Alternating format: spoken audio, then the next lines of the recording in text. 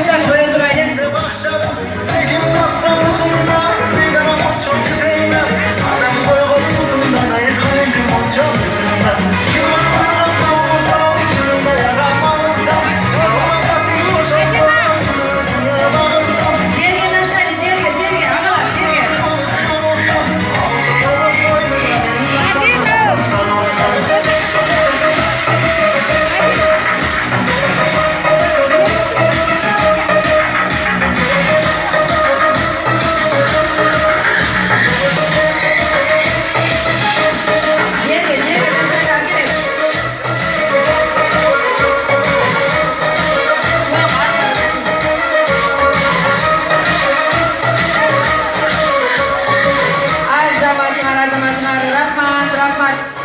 Bir Zarbejni muzika koyup verir. Bir jolana biylep çeketiriz.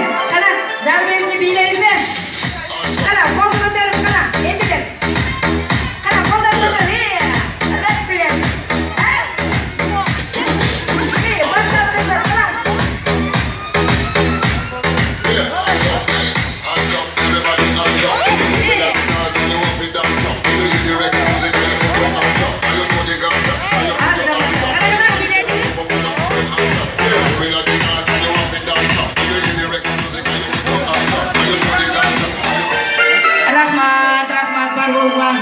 Manake nariste var jerde perişte var deydi. Şu jaşlardan dağı köngülün kaldırmay, bularga dağı biyi dayanap berdik.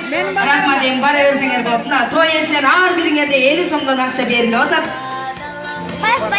Rahmat той ээлери ушундай көп неберелүү чөбөрөлүү болуңуздар. Rahmat эми ата-энелерибиздин